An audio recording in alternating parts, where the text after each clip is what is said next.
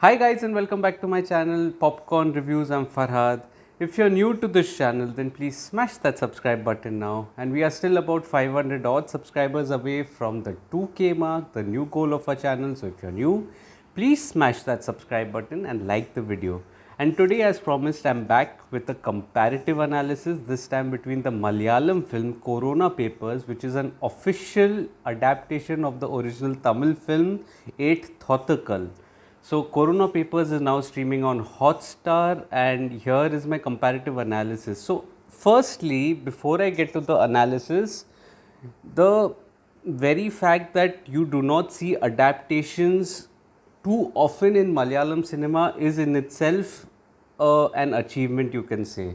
Malayalam films are not known to adapt or remake films very often, and which is why the film Corona Papers did come as a surprise to me. The last adaptation that I remember was the Prithviraj starrer Brahmam, which was a poor adaptation of the original Andhadhun that was there. And I just felt that Malayalam cinema is at its best when it's creating content, irrespective of its fate at the box office. Creating solid content which is path breaking in many ways. But as is the case always, I happened to watch the original first, Eighth Thoughtful, and I found it to be quite middling, to be honest. I mean, it was watchable, but it was nothing that would make me go, wow. It wasn't something like that. And which is why I was a little skeptical about Corona Papers. So, does Corona Papers actually manage to impress? Let's find out. So, coming to the story and screenplay, Corona Papers is a story of a police officer who loses his gun.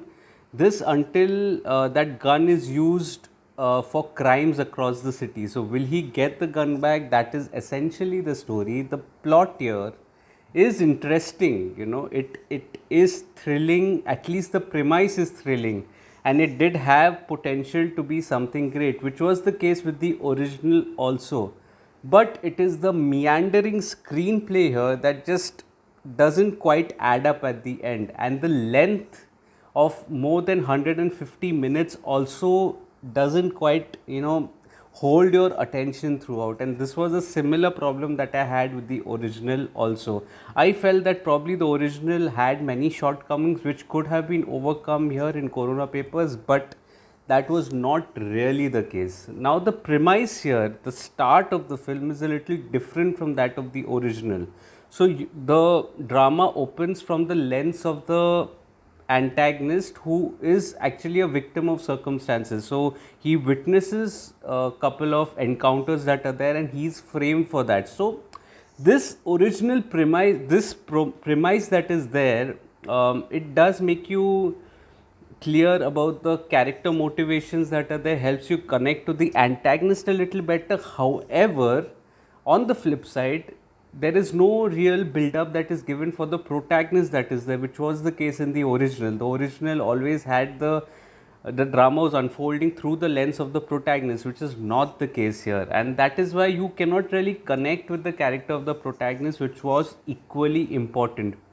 Also, the entire family angle that was there in the original, related to the antagonist, which kind of had that emotional streak related to his motivations, that is completely missing here. There is no emotional connect in Corona Papers, which is a bit of a shame. These things, are a bit of a mixed bag. It's okay to tweak stuff, but is it really contributing to the film in a big way? I don't think so. Also, the proceedings are watchable here. It's not that it's not watchable at all, but I have to be honest, I was distracted throughout the runtime of the film, and that had much to do with the writing here, which was pretty predictable.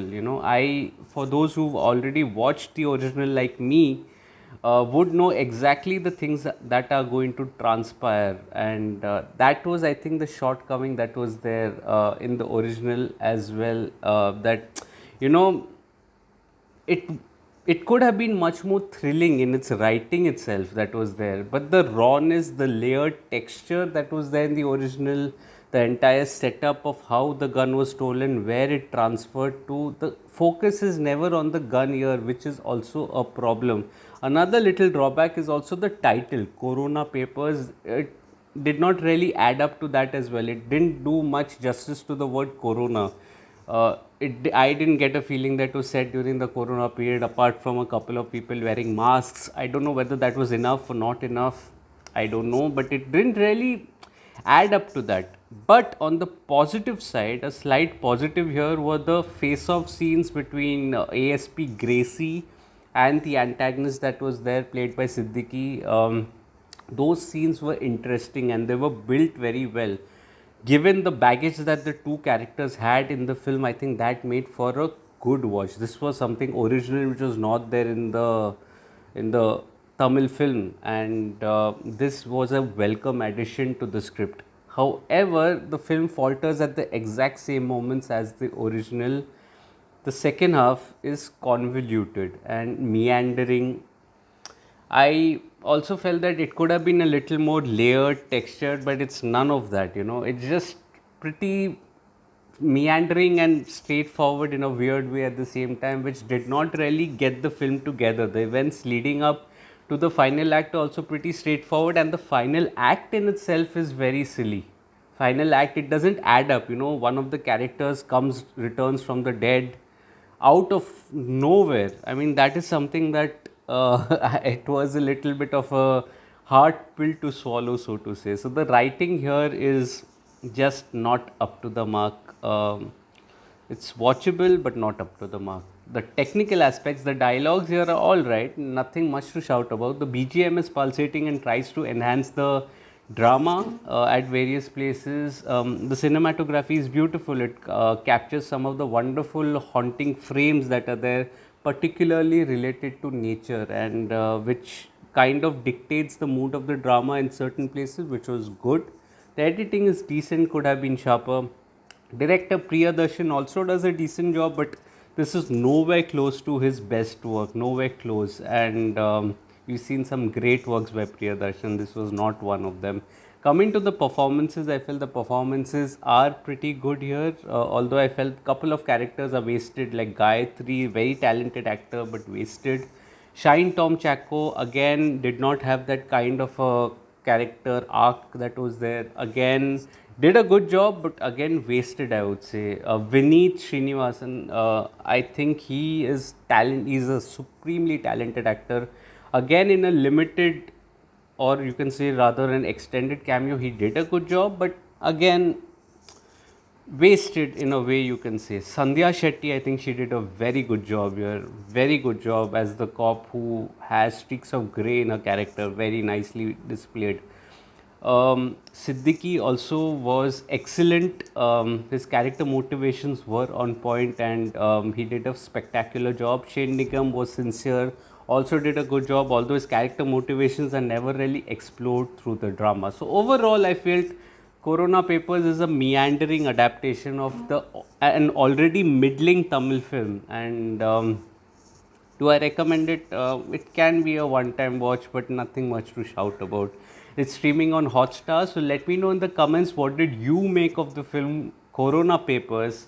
Also, like the video, subscribe to the channel, press that bell icon. It helps a small creator like me. The full review of Corona Papers is available on my site, Popcorn Reviews with a double S, the link of which is in the description box below. Also follow me on different social media platforms like Facebook, Instagram, Twitter and Letterboxd. I do not end up making a video on everything that I watch, but I do write a lot. All information is present on my site, Popcorn Reviews with a double S, and on my social media handles. So please leave a follow there as well. Also, I am trying to watch 2018, and you will know whether I have been able to or not if I come with a video tomorrow. So fingers crossed, please pray. By the time this video is out, the verdict would also be out whether I am actually going to watch it or not. But that's the update on 2018. I've been given so many recommendations by members of my Digi family. So yeah, that is the update on 2018 that is there. I will see you again very soon. Hopefully tomorrow. If I see you tomorrow, it's going to be of the review 2018. If not, then I will try something else, some other video, some other day. But then take care of yourself. Share this video with your friends and family, and let's grow this community together. And until next time, thank you so much for your love and support. Cheers.